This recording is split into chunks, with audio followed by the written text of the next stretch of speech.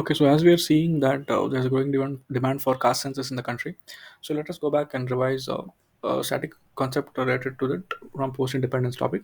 So the politics of affirmative action for the backward classes went through different phases. So as we saw, affirmative action period post-independence, it went through different phases for various backward classes, and in post-independence, discuss the phases of the movement, what were the demands in different phases, and to what extent they were met by the Mandal Commission report, which is produced. So the demand for reservation for backward classes in the government job was raised by the Constituent Assembly by Punjab Rao Deshmukh, like Dr. Ambedkar, had raised similar demand for scheduled castes. So for backward classes, it was raised by Punjab Rao Deshmukh in the parliament, but Ambedkar had similarly done for scheduled castes, and he ensured that he inserted a provision in the constitution itself. So in order to articulate the reservation issue for the backward classes, he founded the All India Backward Classes Federation on 26th January 1950. So All India Backward Class Federation was formed. So from here the started within the All India Backward Classes Federation, the difference between the different within the All India Backward Class Federation, differences grew between those who were having allegiance to Congress because Congress was the dominant party, one, and who were having the socialist Lohiites. We call it the Ram Manohar Lohia, uh, no, group. So this resulted in a split in the All India Backward Class Federation. However, the demand for reservation for the backward class continued. After that, there was a Kaka Kalekar Commission.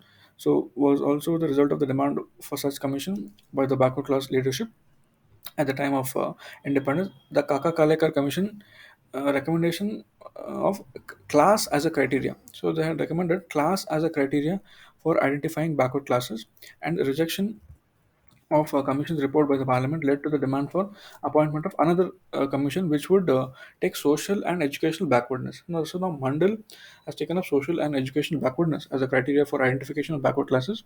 So the appointment of Mandal Commission by Janata Party government of 1977 to 79 was the result of the pressure of the backward classes leadership and their clout. So the commission was popularly known as Mandal Commission, headed by Chairman B.P. Mandal. So this commission submitted its report in 1980, wherein it was stated that the population of OBCs, which includes both Hindus and non-Hindus, so OBC can be found in both backward class, right? It can be found in both Hindus as well as non-Hindus. It's around 52%. So this was a prelims question also, 52% of the total population. However, this finding was criticized as the data, as we know, the data in our country data is very old, especially the caste-based or class-based data is very old, owing to the legal constraint that the quantum of reservation should not exceed 50%. The Mandal Commission recommended that 27% reservation for OBCs in government jobs. Roughly half number they recommended that 27% of reservation for OBCs in government jobs. Some important recommendation of the Mandal Commission is the candidates belonging to the OBC recruited on the basis of merit in an open competition should not be adjusted against a reservation quota. So if he is elected based on merit, it should not be adjusted against a reservation quota, and the above reservation should also be made applicable to promotion quota at all levels, and reservation quota remaining unfulfilled, it should be carried forward normally for a period of 3 years and then de-reserved later. So this is a period, and then the relaxation in the upper age limit for direct recruitment should be extended to the candidates of OBC. So the relaxation in the upper age limit for direct recruitment should be extended to the candidates of OBC. In the same way, there's relaxation given for different categories.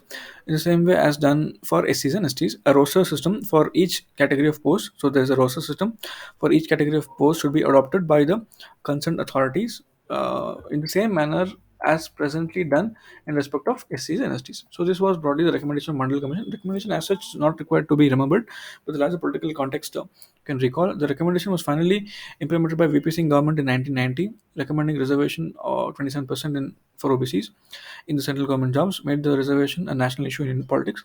The implementation of the Mandal Commission report, however, has not settled the issue of reservation. Exactly. Even today, we are discussing about the caste-based census, ultimately with the back of the mind of having reservation in jobs and education. The newer groups continue to demand. So there's newer groups, and also within groups there is subquota demand, and then to recognize themselves as OBCs. So recently we saw how the Lingayats, you know, Lingayats wanted themselves to be called as a separate OBC.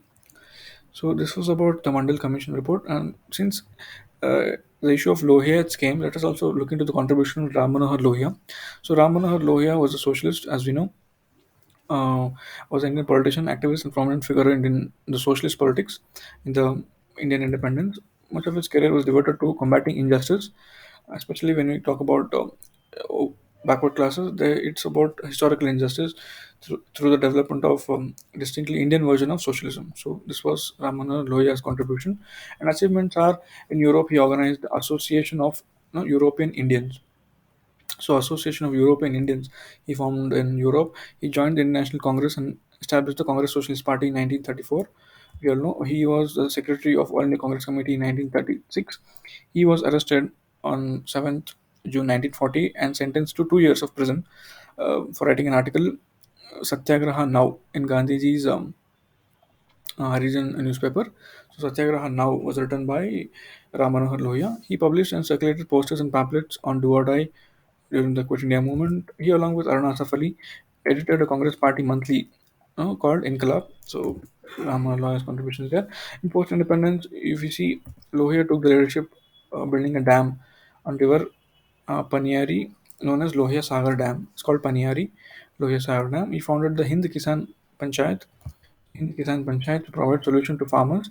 He also set up the World Development Council and the world government to retain peace. So this is broadly the contribution of socialist Ramana Loya and the context in which the Mandal Commission report uh, was made and its recommendation and larger implication of how, in the end, despite the implementation of Mandal Commission report, the issue of reservation is still unsettled and newer groups continue to demand recognition themselves as backward. So we want to get recognized as backward classes, not to reap such benefits.